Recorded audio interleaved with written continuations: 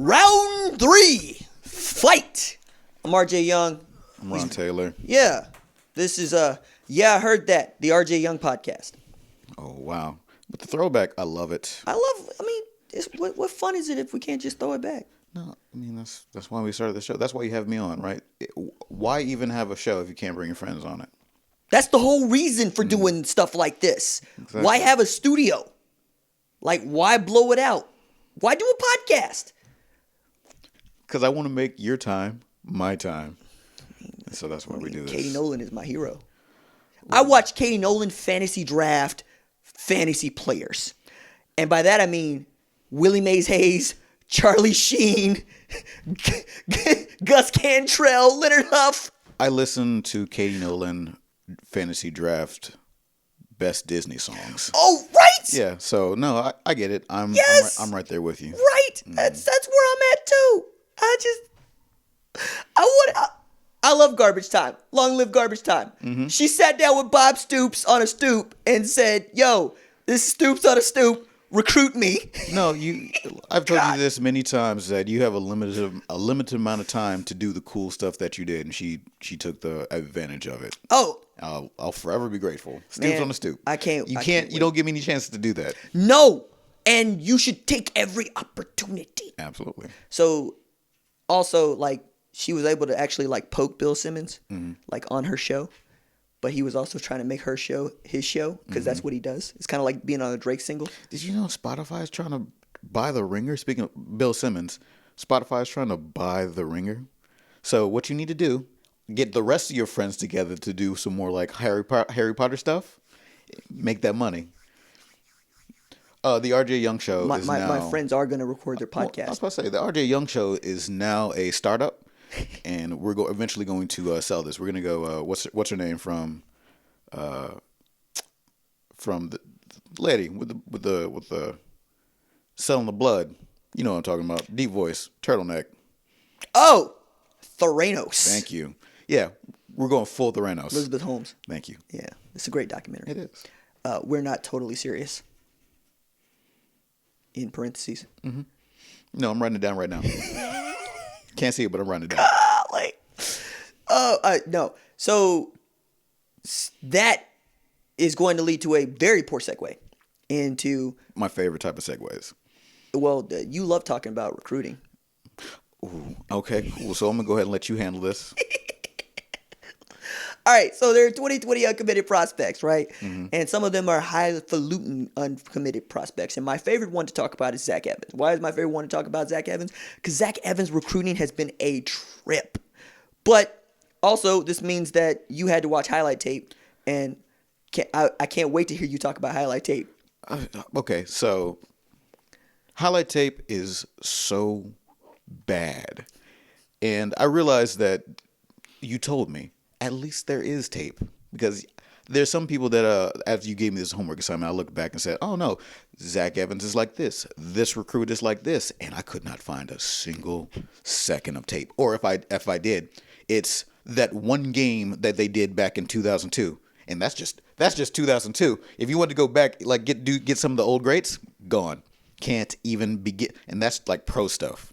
Imagine if you wanted to compare them coming out of high school. Can't do it. I want to enter the age of huddle where we can look at all pro players and go get their huddle. And I think we're getting to there. Like Odell Beckham Jr., for instance, who had a time at the national championship game, for which we will talk about. Promise.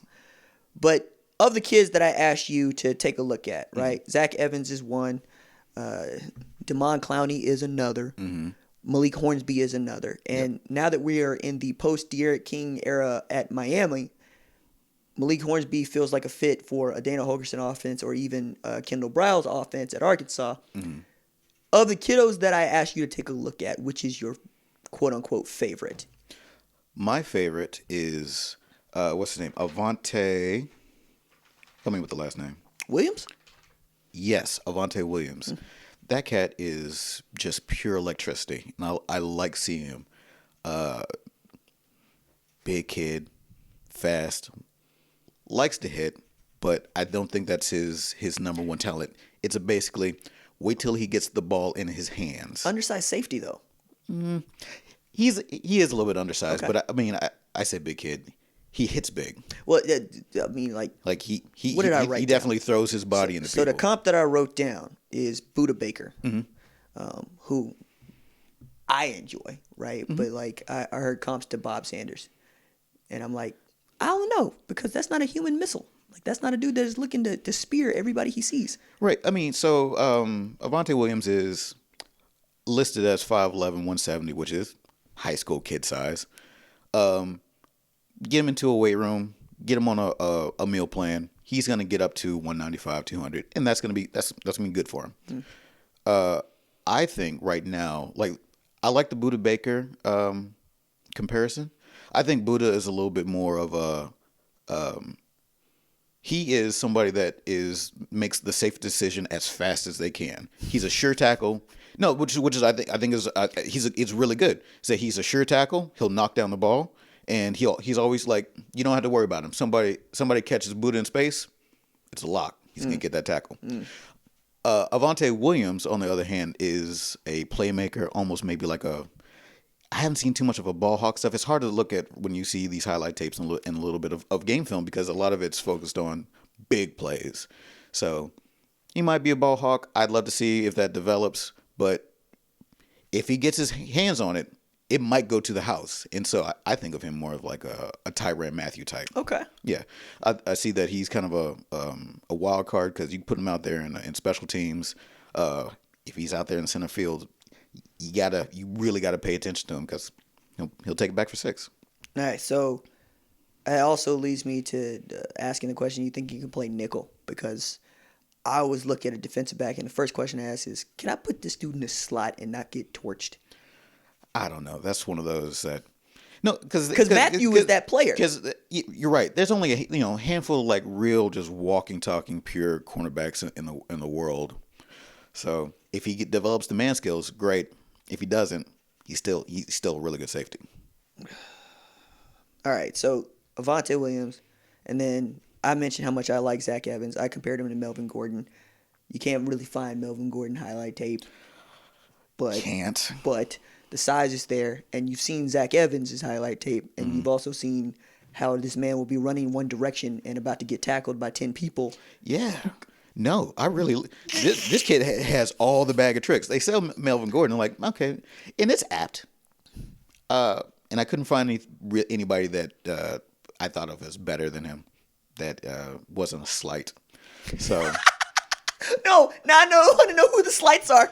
Who are the slights? No, we're not going to worry about that. No, just want the slights. I'll save it for the Patreon. But no, like so he wants to bounce it outside. He's pretty fast. He has all the moves, all the jukes. So like, yeah, he looks for the highlight as he's running, and like you can't ask for anything better. Like something that a kid just has inside of him. Because a lot of kids are like big. Some kids are fast. Some kids can break a tackle and fall forward. It's very rare that you get somebody that's looking at the person in front of them, but also looking at the person behind that person, and also looking at the person behind them at the same time. He's special. So I wrote down Melvin Gordon because I was trying to use NFL comps, but the dude that I think he's actually most apt to, at least in his play, we can talk about character and whatnot later, but Travis Etienne, mostly on the strength of what he did against LSU, which is everything right, which is you put him in a phone booth, 3 people are trying to tackle him, he shakes 3 of them, and then the 300-pounder falls on top of him. Yeah. Because that's how that game went. But you put Zach Evans in a phone booth, he's going to find daylight, and somebody's going to look foolish. That is the part of being a running back I can't teach you. No. And that's why I really love his games. So like if you see that, because there's kids that are bigger and faster than Zachary Evans, but not all of them have that it. Well, especially at running back, because it's so difficult to project that position because it's dependent on offensive line play. It's dependent on how good you are on the outside. It's dependent on the scheme and how much of this is space. How much of you is an inside or outside zone guy? How much of you is a gap scheme guy? How good are you at reading blocks? How good are you at waiting on things to develop? All those sorts of things that are dependent. But I feel like if I put the ball in Zach Evans' belly, got no worries. Yeah, and I don't really get to say that about a bunch of kids. And in this 2020 class, it's very deep at running back. It's extremely deep. Like there are kids that would be 5 stars any other year who just they ain't gonna get there because so deep. Right. right? We got kids at Notre Dame. That Chris Tyree is the best all-purpose back that I have seen all this year. Also, soaking wet, maybe a $170, $175. Tremendous speed, like 4.3 laser speed at running back. To which what they usually say is, "Oh, okay, son, you play cornerback." To which he says, "No, I don't. I am a running back, sir." Mm-hmm. But it also leaves aside guys like Seth McGowan, who is coming to Oklahoma, who you've heard me talk about. Like, dude, power cleans 340. Yes. Okay, that's the dude. That's the dude. So I put the ball in his belly. Probably not gonna get stopped for a loss. But does he have the vision of Zach Evans? No. And that's who has that sort of vision? No, and that's what makes him special. Mm-hmm.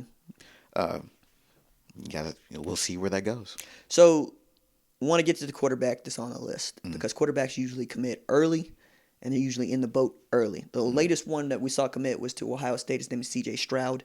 C.J. Stroud wasn't necessarily a high-level dude, but then he put together some really, really great tape as a senior, and Ohio State came knocking on his door, and he says, "Guess what I'm going to do?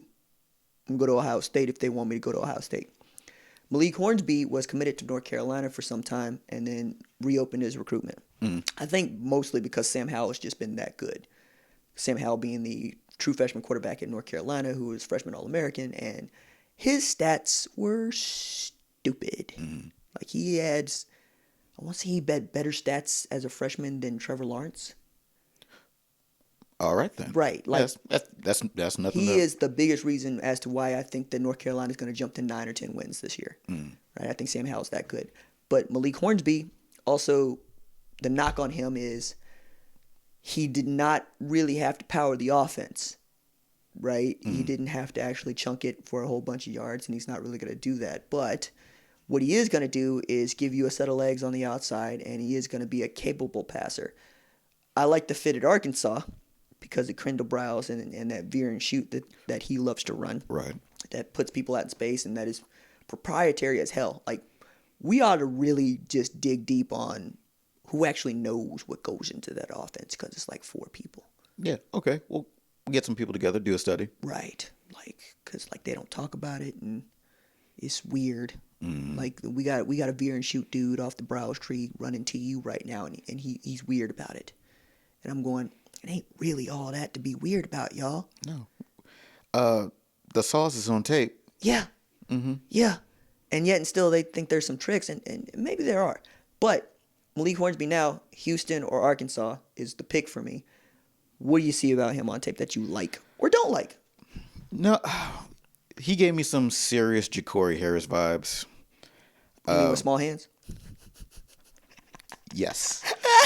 No, so all right, so that's the thing that I always said, that the reason why Ja'Cory Harris was not great at throwing the football is because he played in a wet state with small hands, and so just threw a whole bunch of ducks. This kid doesn't do that, but they said that he looked like RG3. That's the closest comparison. So yeah, he's kind of RG3ish. I don't actually have more than to say about that because this precious little tape of him that I could find, couldn't find a lot of camp stuff, so.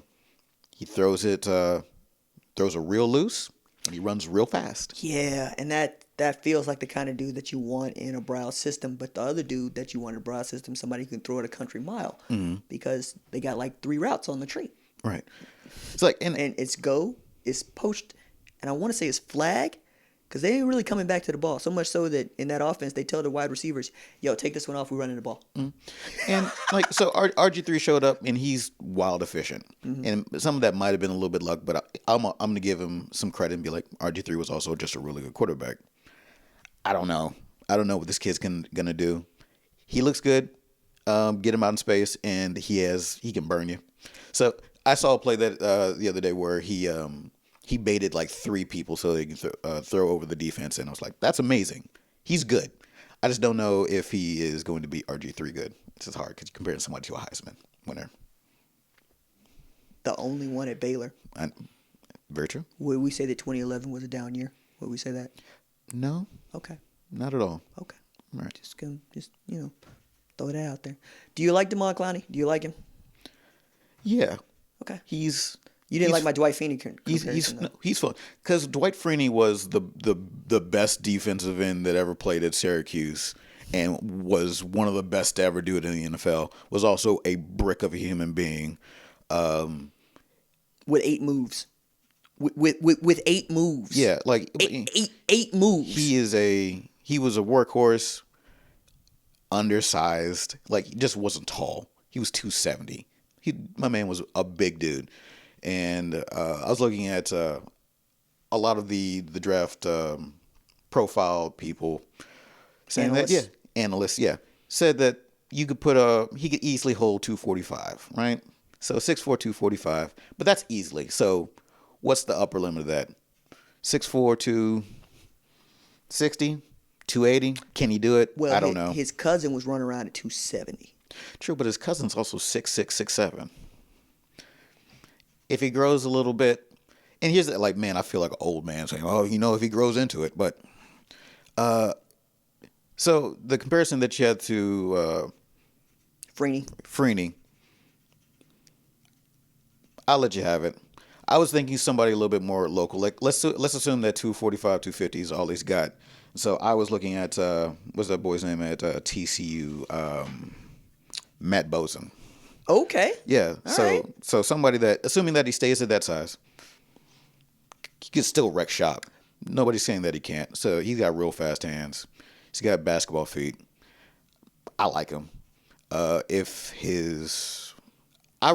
intrigued to see what the Clowney pedigree or the family bloodlines, the family connection. Because I guess the Clowneys are talent rich.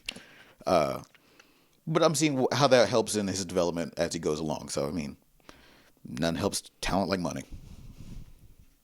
So get a little bit of experience, get some weight on him.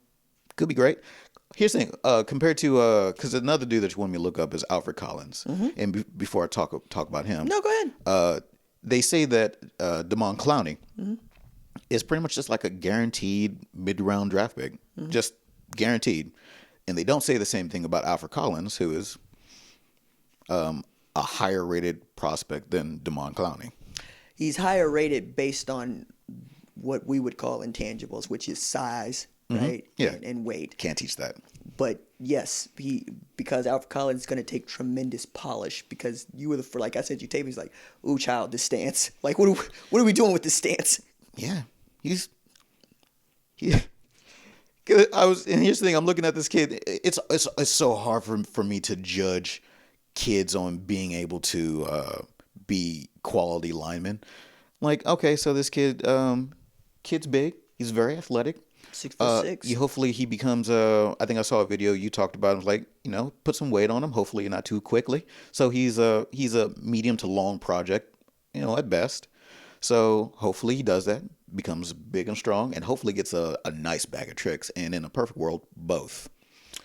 Yeah. Otherwise, he's just going to be a solid, put him anywhere on your defensive line, and hopefully your linebackers and cornerbacks will take care of him. Yo, this is a good time to mention that he's down to Oklahoma and Texas. Baylor felt like it could have swooped in there, and then, the head coach took the job at Carolina in the NFL. So there's that. Break. Joe Burrow entered the Cam Newton zone as perhaps the greatest player to ever play the sport of college football. 5,600 yards passing, 60 passing touchdowns to just 6 interceptions, which is going to take a while to sink in. Also, was the dude that was down 17-7 to Clemson and said, it's cool, I got this, let's just go empty. Mm-hmm. Let's go empty against a really damn good defense. Yeah. Now, my problem with Joe Burrow as perhaps being better than Cam Newton, because I believe that Cam Newton is the greatest college football player of all time, is who did you want Cam Newton throwing the football to? Nobody. I wanted Cam Newton to keep the rock. Like, right. If he could throw to himself, I would. Yeah, exactly. Right. Yeah. Like Michael Dyer? Not really. No. I mean, I guess like a flea flicker with that. But for the most part, I wanted Cam Newton to just keep doing it. Right. Yeah. 6'5", 250, couldn't tackle him. Somehow would throw it to these hands that nobody had business catching any of the balls that he threw, and yet Malzahn And that offense, and now we got to talk about Gene Chizik as a national championship head coach. Oh no, that's my stupidest thing ever. My favorite part about every team that ever wins a championship is that now there's got to be that one person you have to call champion. Ed Orgeron. For the rest of their career, you absolutely got to do it. I don't know, like it's been since Sam Bradford, I've been saying, wow, this is the greatest quarterback that I've ever seen play college football. And they've been doing it every year. So Joe Burrow might be the best quarterback that I've ever seen. But, it started off with Sam Bradford, Cam Newton, Johnny Manziel, RG3, Kyler Murray. He's so mad about it. And Baker Mayfield. And Lamar Jackson. And so I'm thinking, Trevor Lawrence, Tua Tagovailoa. Okay, fine. I'll let you have that. Whoa! This is America. You can have that opinion. Okay. I'm not gonna take it from you. Actually, Tua, absolutely. Tua, absolutely. Thank you. And I thought that you don't like Jalen Hurts was on track to do that until he hit that rough patch at the midseason point. But yeah, no, Joe Burrow's good. I don't. If everything checks out, we're looking at in the next 2 years somebody's going to make Joe Burrow yesterday's conversation. See, that's the part, right? That's it. But I don't know who's going to pass 5,600 yards against SEC defenses. That's the other part about it. No, I'm with you. If you're about to say that I've never seen somebody do this well against this type of competition since, I guess, Cam Newton. Yeah, it might be a long time. Matter of fact, it might be next year with how the SEC West is shaping up. One of my favorite things. So I got this video coming out where I picked the 2021 college football playoff national champ, and I kind of can I read my take? Please do. Can I do that? Okay. Address America. We might have to pick it up after the break because I had some things to say. Okay. Some things to say. Let them know. Who's the best bet to win the 2021 season's college football playoff national title? So glad you asked. Right? Ohio State runs the Big Ten. They lost prolific tailback J.K. Dobbins, the best player in college football last year, not playing quarterback, and defensive end Chase Young, and a Thorpe Award finalist in Jeff Kuda. But they got Sax Harrison. Zach is his real name, but I call him Sax Harrison. Jonathan Cooper are back. So is Pete Warner, Tuff Borland, Baron Browning, Sean Wade. Only names that Ohio State fans know, but they'll get there. They also got Heisman finalist Justin Fields returning, right? Along with dudes like my man Garrett Wilson, who said that I'm not going to Texas because I'm not going to be developed there. Right. Still one of my favorite bits of shade from recruiting. Oregon feels like it could be a monster, right? They got a 1,000-yard rusher in C.J. Verdell. They have a hellacious defense with my man Kayvon Thibodeau, who had 9 sacks as a true freshman. Noah Sewell is coming in there. He's an outstanding linebacker along with Justin Flo. They're going to be nasty. 4 draft-eligible defenders returning. But they also got a new offense coordinator, Joe Moorhead, who got fired from Mississippi State because, they weren't very good and the discipline sucked. And I pick them to win a Pac-12 championship, but not to win a national championship. Georgia, Kirby Smart feels like they're going to, modernize the offense with store brand Cam Newton, Jamie Newman, And if Todd Monken is able to run sets that have more than 2 wide receivers, look out, because that's a good look. But until then, they look like LSU circa 2018, which means that if you just flip the offense and you take advantage of all the talent you have, guess what happens? You put together the most dynamic offense in the history of the damn sport. Georgia could be a monster. Now, LSU might be bad. They might be bad. Yeah, no, they blew it up. 8 draft eligible starters going to the NFL, including Randy Moss's kid, which is one of my favorite things, because Randy Moss is peak dadding. And then we got the passing game coordinator. So the architect of the offense, architect of the defense, both took other jobs. Oh, I saw that. It kind of reminds me of historically whenever the Bulls blew up after Jordan left, or after the Marlins did a fire sale after the first. Go. That's what it thought. That's what I thought about. Yeah. But also, Nick Saban is like, I call this Tuesday. Right? Absolutely. For 10 years. For 10 years he's been able to do this. So I want to get to that here in a second, right? But you keep going down the list.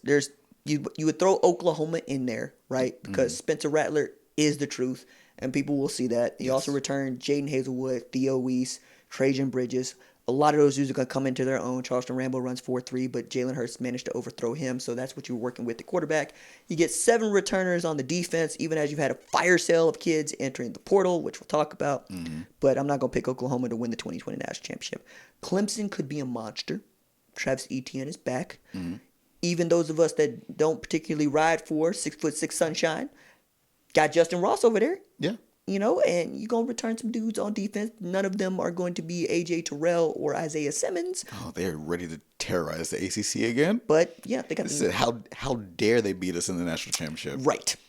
Brian Brazilian, number 1 recruit in the country, and you heard me talk about DJ Uiagalelei, who's 6'5", 250, and throws a 95-mile-an-hour fastball from 60 feet, 6 inches away. But they ain't my pick. My pick is... My pick is Bricktop. Okay. Bricktop, who knows how to dispose of dead bodies in the college football playoff by feeding them to pigs. Of course. Okay. Bricktop, who would ask, do you know what nemesis means? All right. Let me make sure I get this right, because, Saul and Vinny was like, who the hell are you? Please do. A righteous infliction of retribution manifested by an appropriate agent. Personified, in this case, by Nick Saban, Dylan Moses, Najee Harris, Devontae Smith, Patrick Surtain Jr., Shane Lee, Mac Jones, Bryce Young, and Dumbo on a surfboard upon a hellacious red tide. Poetry. Alabama. Alabama going to win the 2021 National Championship. I don't have any issues with that. Okay. That's pretty much what I thought it was going to be. Okay. I got something for that later, though. Ooh, let's take a break. Okay. So I want to pick up the Alabama thing here in a second by saying pay for play is coming to Oklahoma because we had a representative, right, who introduced legislation where he wants the Olympic model to become the model that is used in Oklahoma for college athletics and college athletes to make money off their name, image, and likeness, or what the boomers are calling NIL, right? So the Olympic model is, hey, look, you guys go get endorsements, do what you got to do to make some loot because we're not going to pay you. Absolutely. I saw some comments from this representative. Who's Mark Dollins. Thank you. Who says... Democrat out of Oklahoma City. Yeah, they specifically mentioned monetizing their YouTube. So somebody's watching my channel. Exactly. But so like we're doing a little bit broader than just like give these kids money for repping our merchandise. They're right? not going to give them any money. Well, who's not going to give them any money? The universities. Yeah, of course. Good, great. Okay. That's what I was talking about. Okay. Like we're talking slightly larger than just or broader than just Nike wants to give this person $500. So much that they can make money themselves. So in a perfect world, they can monetize their Twitch, do their YouTube, and if they are really going for that internet clout, go ahead and publicize that OnlyFans. Go for it. Cannot wait. There's been this argument that like the money inside sports. Somebody just Googled OnlyFans and now you've ruined them. I mean, hopefully they find what they like. The argument against it is basically that this will ruin amateur sports, and introducing money into it is going to make the rich richer and the poor poorer. And I would say that we're already at that point because you called it. You said Alabama's going to win the 2021 national championship, and it's probably going to be against Clemson. And let me tell you, if the rich get richer and the poor get bored, like how boring would it be if, like, I don't know, a rotation of the same 10 teams were in the national championship or the playoff every year? How terrible and boring would that be? I can't even imagine what that would look like. But I would say, like, we're already here. So let's just go ahead and make the subtext text and let people, make money. Some say, but what if somebody like, what if you boy at Oregon, what's his name? Nike. Phil Knight. What if Phil Knight wants to pay these players to go to Oregon? I'm like, cool. So now he can just do it as opposed to having other people do it. Great. And if that's the case, then Northwestern got the most money in the bank than everybody besides Harvard. Yeah, let them be competitive. Yeah, but they also have a head coach who's a Luddite. Fantastic. Get rid of them. Pay somebody else. Because if the He's money's an alumnus. Alumni, right? That's what you... Right. Alumna. Yeah. He's an alumna. But we're already at the point where the universities are paying. So, for example, Emmanuel Acho basically said that back in 2009, they were going to get $1,000 per interception. Dry snitching. He said his locker room talk, and you know what? It's irrelevant if it's true or not, because somebody on that 2009 team is getting paid for their performance or just breathing Texas air. So, and on the off chance that nobody in that 2009 team got paid for what they were doing, somebody on the 2008 team did. Fun fact. Some team on the 2010 team did. Blake Gideon had the only interception in that thumping. True. He's the only man that got paid in that game. Which is the saddest $1,000 ever made in college football. Like, can you imagine Blake Gideon going up to collect? Yo, man. So remember when you said? No. Here's what happened. Like a paper bag with a frowny face showed up in his locker. Like, here, take this. I hope it was all at once. You earned it. I hope it was all at once. Mm-hmm. I hope it weighed 22 pounds. I hope it was in change. I love this. Well, no. So it's also Odell Beckham Jr., right? Which is the reason that all this happened, that we're talking about it, is Odell decided that it was cool to rip off a stack and slap it into Justin Jefferson's hands in front of God and everybody. Right. By the way, that dude that took the video has since protected his account. I mean, he's got to. Why? The internet's a mean place. Internet's a mean LSU place. fans is like, what did you doing?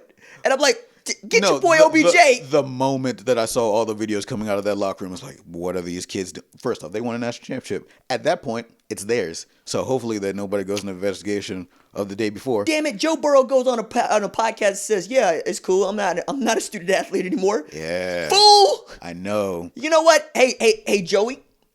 Not everybody is a pro now, and you just snitched on them too. Like Jamar Chase is looking around like, Yo, Joey, I just had 200 yards receiving. I got to play now. You're here. What are you doing? I really wish I understood what everybody was doing in that locker room. And I understand, hey, you just won. And basically in your hometown, I know it's a good time.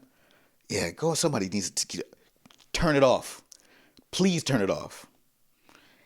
And Odell Beckham, I think there's enough, we have enough of a history with him to say that this wasn't calculated. Odell Beckham's just a well-meaning idiot.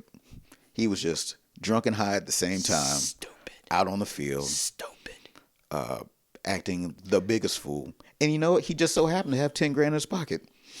Speaking of drunk and high. Mm-hmm. Baker Mayfield gonna show up to this Conor McGregor fight at UFC 246 wearing a hat that only Huggy Bear can get away with. I take it back. Huggy Bear in Future. Mm-hmm. You know, not even Pharrell can get away with this hat. And then, my man. Cam Newton? Yeah, but Cam Newton also the greatest college football player of all time.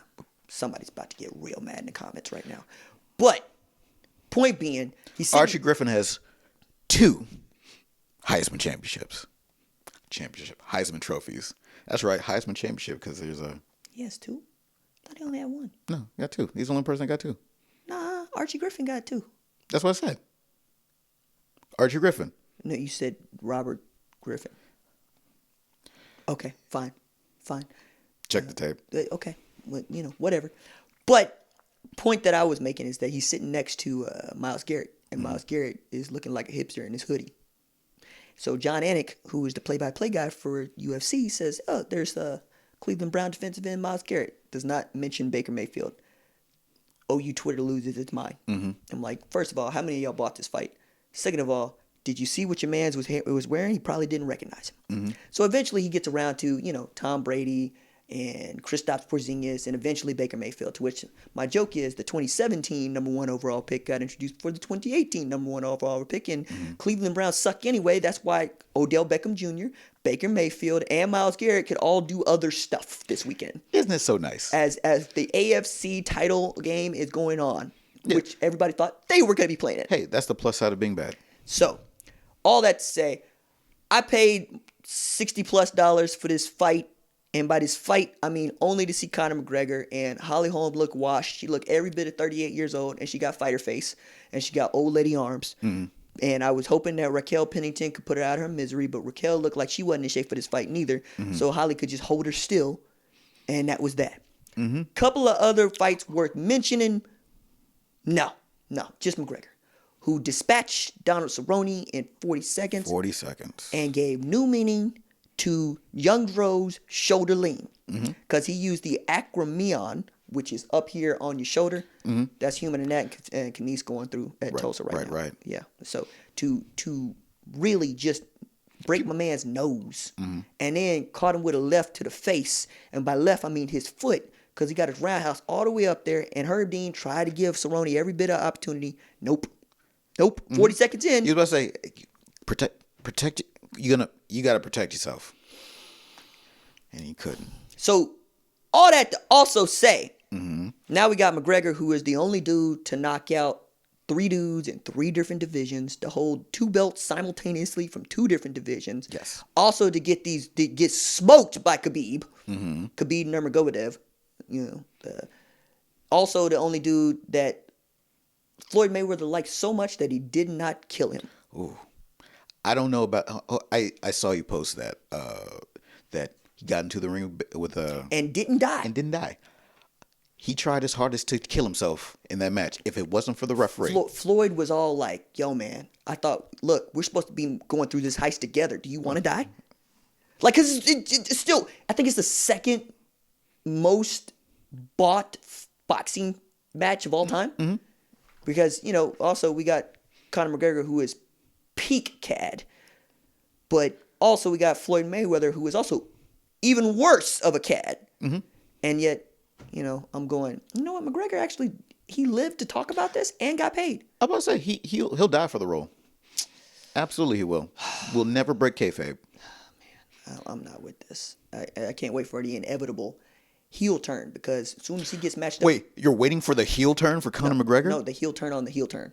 Okay. Because he's just, I'm renewed, I'm focused. As soon as he got to fight Cuban Jesus, all that go out the window. Okay. All that go out the window. All right. I'm gonna pick this up just a second. Cuban Jesus is Jorge Masvidal. Jorge Masvidal has the BMF belt that he won by beating Nate Diaz. This is after he flying kneed Ben Askren into oblivion. Right. Everybody now wants to see Conor McGregor versus Jorge Masvidal. And then if Conor gets past Masvidal, we got to expect Khabib will be there to destroy him once again. Right. So McGregor's going to have at least 3 paydays, and Kamaru Usman is going like, I got the belt. Anybody want to fight for the belt? Nah. The white boy from Dublin is back. That's where the money is. Would you rather have the belt or the paycheck?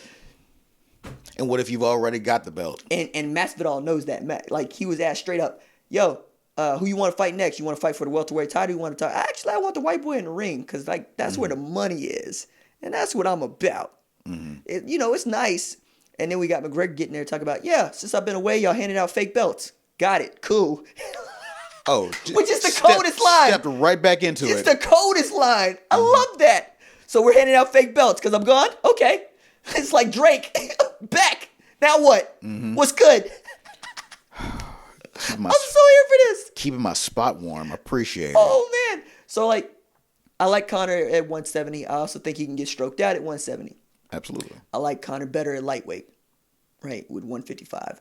But also leads me into, so there's been this feud going on the Twitters between former athletes in sports media and sports media folks that came out and say, journalism school. Right. To which, DAZN, I know y'all making YouTuber fights. Find me somebody to fight at 135. That's all I'm saying. Because none of the dudes in the Oklahoma sports media industry can actually make weight. Okay? All right, detail this for me. Give me some context on what this fight is. Between sports media people. So we have JD Reynolds has me blocked, right? Right. Had me blocked for years. All right. So I get text from my buddy Jerry. It was so he's going at it with Andrew Gilman, who's a friend who I love. Mm-hmm. And apparently it's coming back to like everybody's argument if they are a former athlete is I played so I know more than you. To which I'm like, okay. no, All right. no. I mean, no, whatever. not at all. Okay. Not at all. You stop studying. Okay, number one.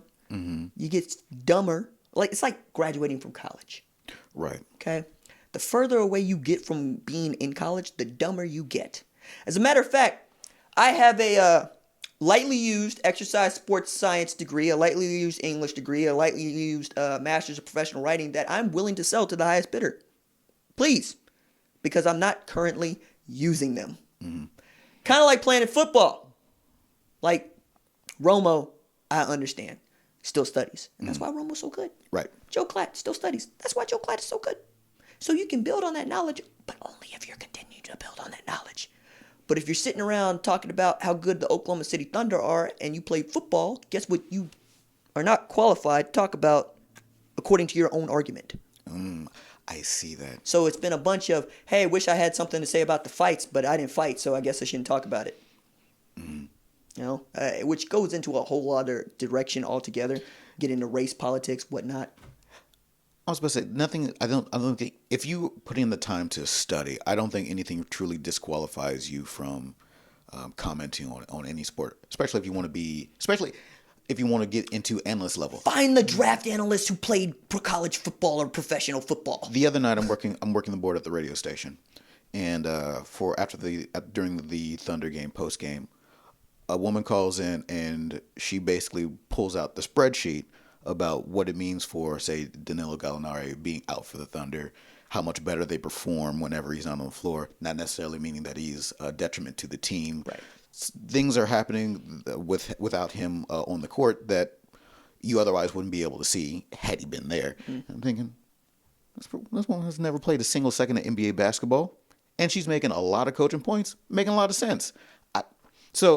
Becky Hammond's never played a single minute of NBA basketball. Off, Becky Hammond will give everybody in the globe buckets. I know. That's why, like, you know how we hear about these stories about assistants, you know, being in these scrimmages, like when these NBA games, and every once in a while an NBA player has to show them why they're in the NBA and why you're coaching. Yes. I don't think that would happen with Becky on the floor.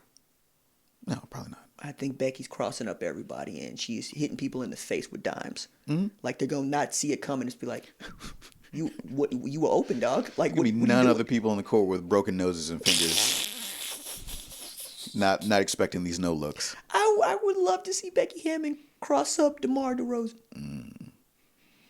I would live for that. Yeah, we'll put it together. Oh man!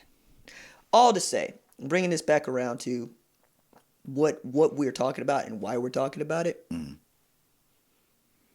I really, really, really, really love the idea of Conor McGregor fighting Jorge Masvidal because I get to root for Masvidal. But then again, when am I ever rooting for Conor McGregor? Never. The only time you really root for him is just because he's a part of you just like to see the drama happen. Do you like stories? Congratulations. He's a walking story. So Tito Ortiz is tremendously underrated for his mic presence. Okay. Tremendously underrated. Tito Ortiz also couldn't fight. Wrestle.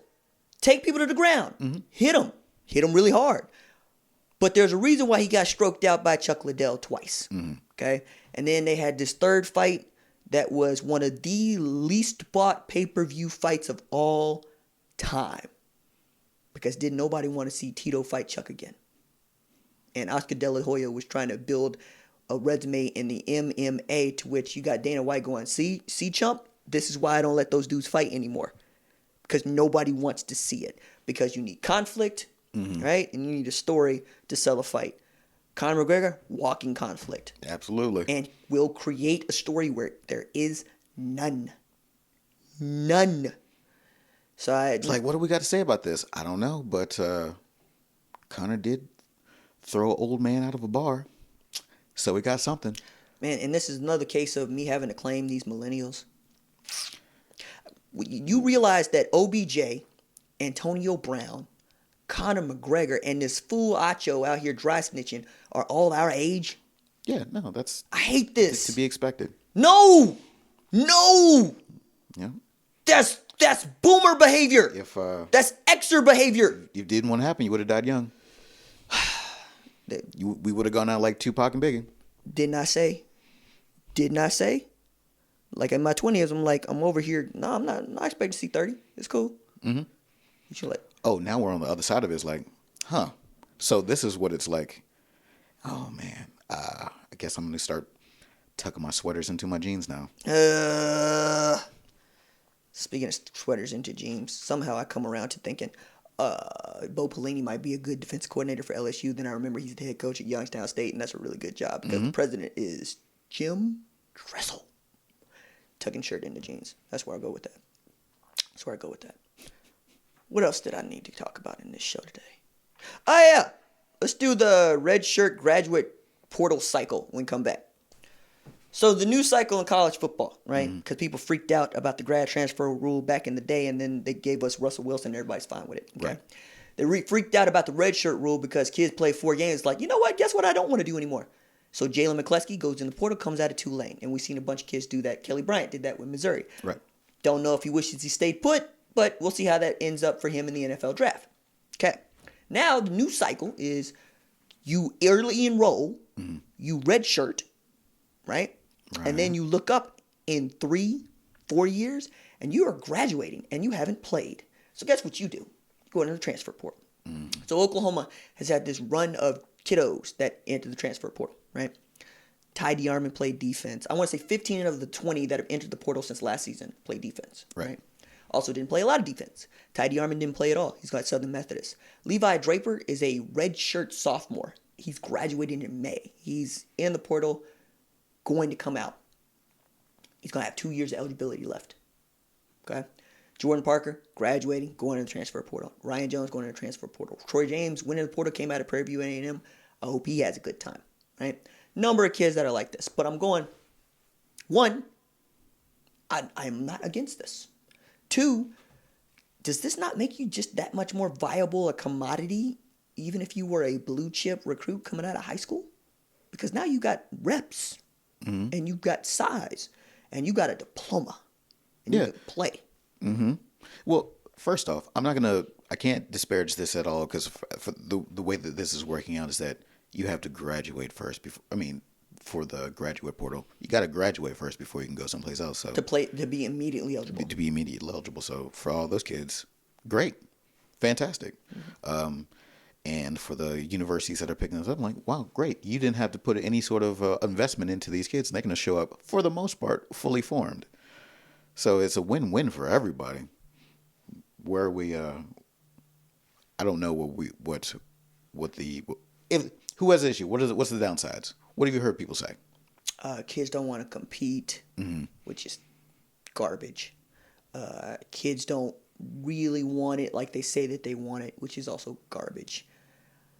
You're ruining the signing day and you're setting your team back. These are all arguments that are for their teams and how they're leaving their teams, to which I'm going, yo, man, one of these dudes is making $6.4 million to deal with these problems. And they're not really problems because you're not losing starters into the portal. You're losing guys that ain't playing. Right. I mean, what makes it at this point? What makes it different for these students, these young men, to go from one school to another school, like most every other student? Like, where'd you get your undergrad? Yeah. Where'd you get your master's? Same place as the first place? Yeah, that's what I'm saying. Doesn't matter, and it's a thing that kids do all the time. So loyalty. They gave you your time. Well, they were there. More than that, loyalty. Yo, man, the running backs and special teams coach at Oklahoma just went back to Texas. Now, he graduated Texas. He had offensive lineman at Texas. But he's also at Oklahoma since 2013. Okay? Loyalty is your offensive coordinator is now somebody else's offensive coordinator. Your defensive coordinator is now somebody else's defensive coordinator. I mean, Graham Hill might end up in the NFL as the offensive coordinator for the Philadelphia Eagles after signing a 3-year extension last month with USC. That's just the circuit. That's just the game. But it's not the game for kids that go into the portal, apparently. Well, it's not a game for kids, I guess. Adults only. So that was the premise of the topic. But also, just goes to show, if you're going to redshirt them, that year doesn't just help you. Mm-hmm. That year helps them. Absolutely. And it's game theory. Do what's best for yourself and the team. Right? You ain't got to be all in one. Because it's not as if the team that is losing a grad transfer won't gain a grad transfer. Yeah, Oklahoma's got 4 scholarships open now that they could use on grad transfers, or they could sign in the 2020 class, either going into signing day or in the summer. Now, the problem with that is the kids that you want are already gone. So that's the thing. But as you say, it's the game. Yeah, and that's where I'm at too. Like, talking about weakening Alex Grinch's defense. One, he came in here with a bunch of kids that he didn't recruit, asking them to play in a scheme that they didn't recruit to play in. Okay? Number 2, my man gets paid $1 million to coach one side of football. And I want to give him what I call the coach's quiz. The coach's quiz is, what's your address? What's your phone number? Mm-hmm. What's the garage door code? When's the last time your vehicle got an oil change? That's the coach's quiz. How many do you think most coaches could get right? Oh. That's what I mean. So, like, when you talk about problems for them, I'm like, what problems? Ain't got no problems. What problems? Ain't got no problems. Yeah. It's like, no. Like, I bring this up because, like, Caitlin Riley, Lincoln Riley's wife, did the game day segment that I love, because Lincoln was getting kind of sweaty getting asked these questions by old Gene Wojciechowski, like, how much does a gallon of milk cost? And, like, he's asking Caitlin, nope, he doesn't know where we live. He gave away the wrong address to our house just the other day. I'm here to talk about football, not class warfare. Right?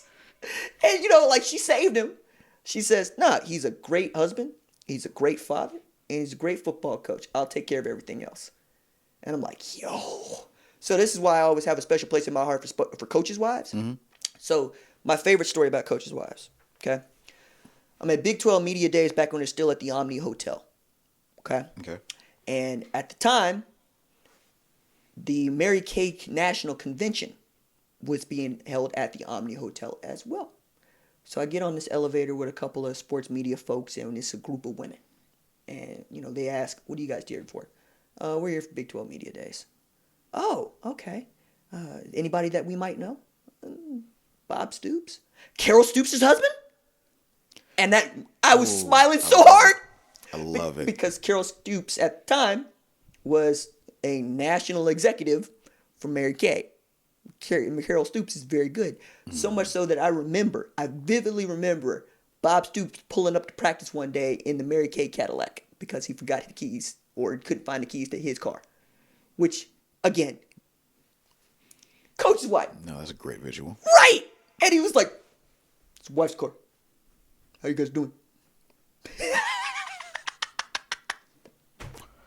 So coach's wives. Mm. Or the fact that Gary Patterson has been through a couple. Yeah. So, you know, I love that aspect of football because it also drives home. Yo, man, if we were all allowed to be single-minded and singularly focused on what it is that we do for a living, we'd all be very, very, very, very good. And also underscore this, that this is your job. This is your one job. And you can still be this bad at it. Like, for instance, my man at Akron went 0-for. Akron was winless in 2019. You got one job. He's out there probably waiting for the cable man to show up. He knows all of his kids' teachers' names. I hope so. I hope so. Yeah, no. I'd love for him to still be a great, fully formed individual, but that man might be doing a lot. And that is the only way I can rationalize it, right? Mm-hmm. Because the idea that this is your one job and you got somebody else to take care of stuff like making sure the electricity bill get paid, the water bill get paid, people have pants on before they leave in the morning, that after school activities are taken care of, that if you got a host, that you're hosting just right, that there's enough food to go around in the grocery store, whatever. Because, you know, you hear about these coaches that want to tell us about how hard they're working. Like Mike Gundy tried to tell us what I think is a bold-faced lie about how he took 2 Ambien, was still up at 2 a.m., went into work at 4 a.m. to go to work. Oh, first off, that absolutely happens. He doesn't remember it. That's just what people tell him. But the idea that, you know, they're just out here working their butts off. Yeah, doing one job. Find me a single mom. Put Put her resume up against the college football head coaches at any level. She'll smoke him. Ooh. But that mom won't have a national championship. I've never wanted to Thanos somebody so bad. I've never wanted to show up on this garden and go for the head. I hate that because it lacks. Single mom ain't play nobody. Man, did single mom beat Bama? God damn. Did single mom beat Michigan? Huh? Nope. Lost 4 years in a row. Whole signing class. L's. Single mom win a Big 12 championship. Not one. Single mom got 6 rings in a row. Dang. I hate that. That's it. No, that's the head coaches 1. Single mom 0. Oh, God. Yo, but for real, I love my single moms out there. Yo, hit me up.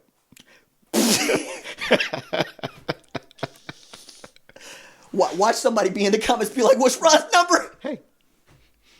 All right, so when we come back, I need to talk mad trash about Bad Boys for Life. All right.